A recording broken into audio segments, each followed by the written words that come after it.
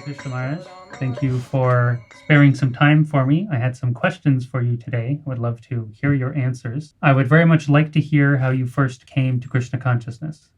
Well, when I was young, I was always asking questions. I was curious about life. I didn't know what was the purpose of life. I was curious about how things worked. So I was always taking things apart, and sometimes I got in trouble because I couldn't put it back together. My father wasn't too happy with that. But anyway, I was curious. Now, I was brought up in a strong Christian, with a strong Christian background. And my parents were very active in the church. My father was a deacon. So I was pretty much indoctrinated into Christianity. However, by the time I got to college, I was a bit disillusioned with Christianity because it couldn't answer life's questions. What are we here for? What's the purpose of it all? Christianity didn't answer my questions. I went to college and learned physics. That didn't answer my questions either. When I was in graduate school, I got a master's degree and I left. And because I was still looking, I started praying to this ethereal God that I knew was there, but I didn't know much about him. So I was praying to him, reveal something to me, help me understand what it's all about. Why is this created? And then I met the devotees. I see it as a direct result of my prayers that I met the devotees. So they explained many of life's mysteries to me, and they weren't mysteries anymore when they explained them nicely. Anyway, Prabhupada's instructions were the most valuable and truthful that I have found anywhere. So I was enthralled. I wanted to become his disciple. So during these early years, early development of your faith and all these things, did you encounter any challenges or tests? Yes, well, my faith in Prabhupada was pretty strong at that point, but there were some definite tests.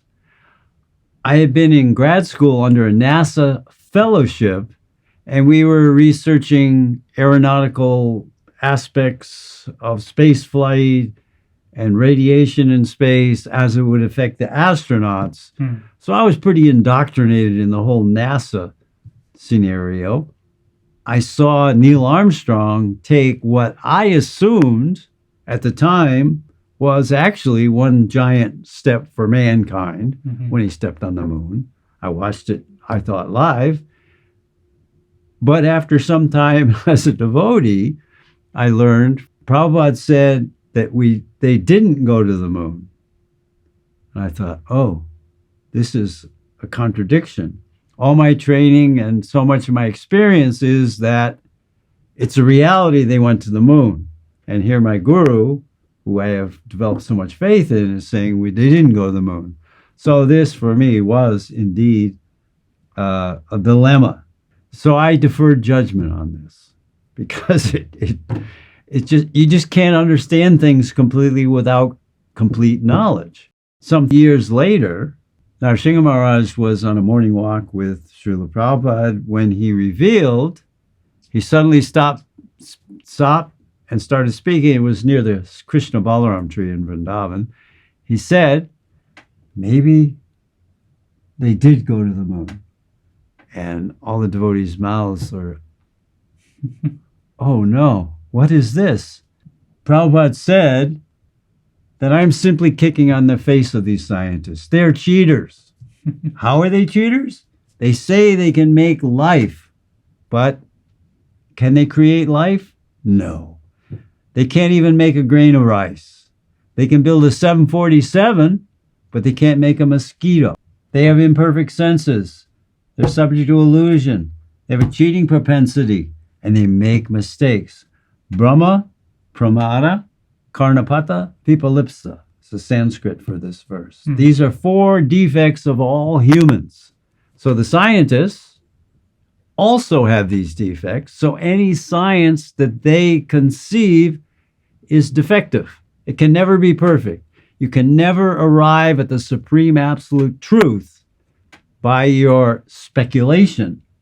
by the human intellect. In reading Srila Prabhupada's books, did you ever find things you couldn't agree with or understand?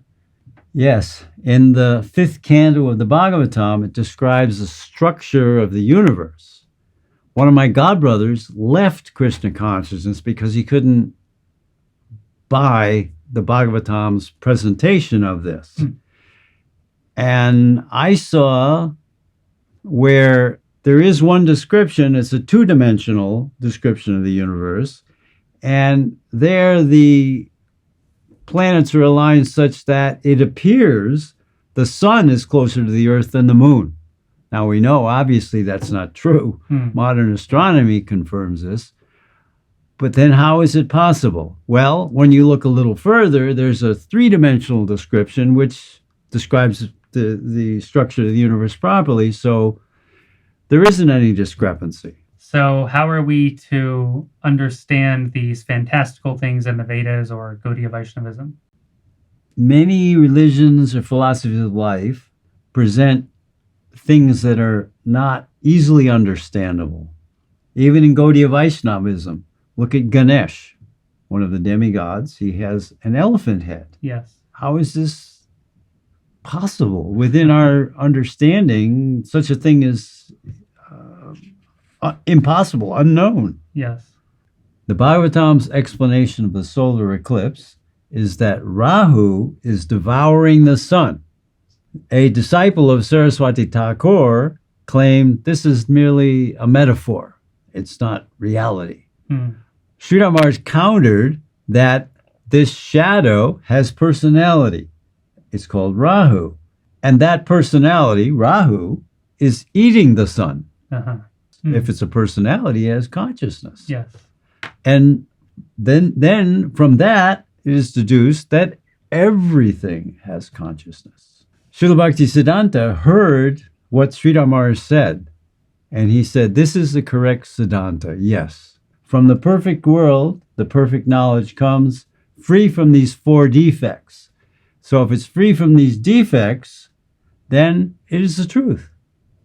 So what is the proper standard of faith?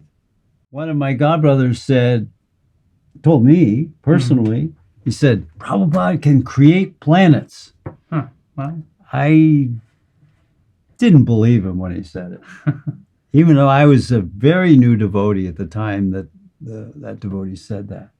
But these external qualities, they don't equate to spirituality. They don't give any boost to our estimation of Prabhupada. They're not the criterion of genuine spirituality. One of my godbrothers, he met Srila Sridhar Maharaj, and he said, I've been doing service for so many years. I just want a little reciprocation. If Krishna would only give some indication. Sridhar Maharaj didn't like that. He said, cast that thought far from your mind. Don't ever think like that. That is such a low standard of faith that you need to see God. Many are like that. They don't believe that God exists unless, well, show me God. Have him come here. I want to see him. Or they want to see some miracle, some magic. Then they'll believe. Real faith doesn't require miracles. People disbelieve because we can't produce God in front of them. Seeing is believing. They believe. But that's a low standard of faith. Right. We feel the presence of the Lord within our heart. There are many things that we believe in we can't see. You're breathing the air here. You can't see it unless there's smoke or some clouds. And the electricity, these lights, this recording requires electricity, but you can't see it. Stick your finger in the socket and you know it's there. So there are many things that we cannot visibly see, but yet we believe them. We believe the sun will come up tomorrow. Maybe it won't. Maybe a comet will collide with us. But in my experience, the sun comes up every morning. Some mornings it's cloudy. You don't see it, but the sun's there. You know it's there. You believe it's there. This is a lower standard of faith that you have to see these things. We just know this. Faith is our only connection to that higher realm, to divinity, to the spiritual realm, because we cannot detect it in the laboratory with empirical evidence. And faith is obtained through service, through association. Faith is demonstrated by our surrender to Guru and by our service attitude. Right. They sometimes equate mundane gain as spiritual advancement. This is just plain wrong. Mundane gain cannot produce Krishna consciousness. We see some collect disciples. They brag on how many books they sold. Now, distributing books is the Sankirtan movement. It is good. But simply to distribute them and amass some statistics, this is not the point. The point is Krishna consciousness. We must have faith that executing this process is pure devotional service. It will bring us pure love of God, pure love of Krishna. This is the most satisfying position that we may be in, engaging in devotional service. It produces the greatest result. It is Satchidananda.